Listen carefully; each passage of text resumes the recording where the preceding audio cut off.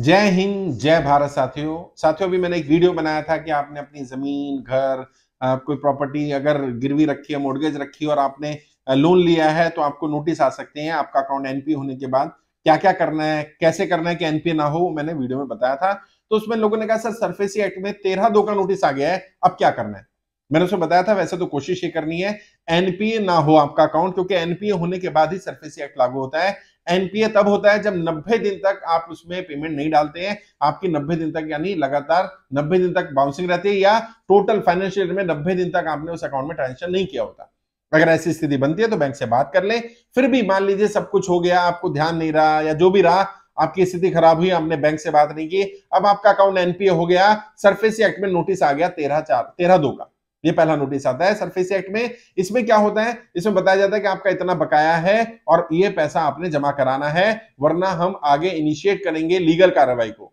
वैसे लीगल कार्रवाई नहीं जरूरत होती क्योंकि बैंक को सरफेसी एक्ट में बहुत सारी पावर है, लेकिन उसमें लिखा होगा कितना आउटस्टैंडिंग है, कब तक जमा कराना है। 60 दिन का इसमें समय दिया जाता है।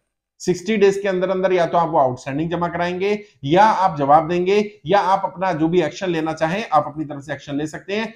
और ऐसा नहीं है 60 दिन में बैंक चुप बैठा होता है। बैंक आपकी एक्टिविटीज पर निगाह रखता है कि आप बैंक से कोई कम्युनिकेशन कर रहे हैं कि नहीं कर रहे हैं। और इस स्तर पर अब बैंक मैनेजर के लेवल पर काम नहीं हो पाता। अब आपको रीजनल मैनेजर के लेवल पर या बड़े स्तर पर जाकर के बैंक के अधिकारियों से जान पहचान अगर आपकी है तो वो लोग मदद करेंगे आपकी। इस नोटिस को डिले भी करवाया जा सकता है। बहुत सारे तरीके होते हैं, आप जानते हैं, मैं वीडियो में तो नहीं बताना चाहूंगा। जहां आपकी अगर अप्रोच ठीक ठाक है तो इसको डिले भी कर सकते हैं।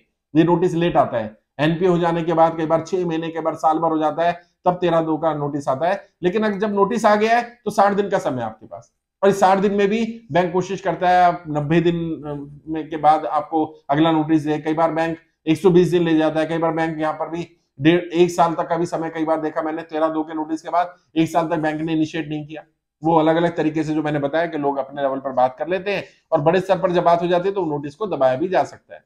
लेकिन अगर नोटिस आ गया है, कोई भी नोटिस हो, चाहे वो जब आपका अकाउंट एनपीए हुआ तब नोटिस आया या आपको 13(2) का नोटिस आया, नोटिस को सीरियसली लें, नोटिस का जवाब जरूर दें। क्योंकि अगर आप 13(2) का नोटिस का जवाब नहीं देंगे तो क्या होगा पता है, अब आपको 13(4) का नोटिस आएगा जो ये बताएगा कि अब आपका पोजीशन लेने की स्थिति में हम लोग आ रहे हैं। और फिर वो एक्ट सरफेसी एक्ट के आर्टिकल 17 के हिसाब से वो एसडीएम से परमिशन लेकर के, फोर्स लेकर के आएंगे और आपका घर सील कर देंगे।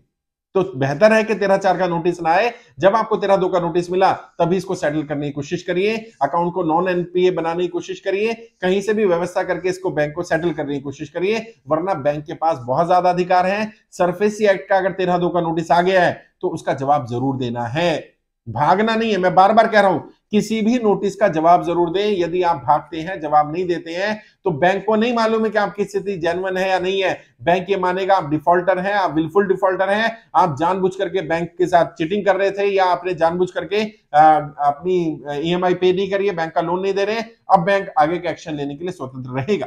तो 13(2) के नोटिस में 60 दिन का समय मिलेगा आपको। अगर 60 दिन से कम समय का कम ड्यूरेशन का समय दिया जाता है तो भी आप बैंक से अपील कर सकते हैं। अगर आपको ज्यादा समय चाहिए तो बैंक से अपील कर सकते हैं। जाकर कम्युनिकेट करिए, और जैसा मैंने बार बार कहा, बैंक से कोई भी कम्युनिकेशन करना हो तो रिटर्न में करिए, ओरल कम्युनिकेशन मत करिए। आप ओरल कम्युनिकेशन करेंगे, बैंक मना कर देगा। कल को जब कोर्ट में जाएंगे, कल एसडीएम के सामने जाएंगे, आप अपनी गुहार लगाएंगे, आप अपनी परिस्थिति बताएंगे, बैंक ये बोलेगा कि आपने अपनी स्थिति के बारे में बताया ही नहीं। और जब जब आपका सिविल स्कोर था, तो सिविल स्कोर क्या था, आपकी आर्थिक स्थिति के बारे में बताता था कि आप व्यक्ति अच्छे हैं, आप डिफॉल्टर नहीं है, आपकी फाइनेंशियल्स अच्छे हैं और आप पे कर पाएंगे, पे करने की स्थिति में होंगे, तभी आपको लोन दिया गया था। आज स्थिति नहीं है, आज पे नहीं कर पाएंगे, आज आर्थिक स्थिति अच्छी नहीं रही, आज फाइनेंशियल अच्छे नहीं रहे, बैंक को सपना नहीं आएगा। आपको जाना पड़ेगा, बैंक में जाकर के अपनी बात बतानी पड़ेगी, नोटिस का जवाब देना पड़ेगा। और 13(2) का नोटिस हो या 13(4) का भी नोटिस आए या एनपीए का नोटिस आए, ये बैंक से आए नोटिस है, इनका जवाब खुद दिया जा सकता है, किसी वकील को करने की भी जरूरत नहीं है।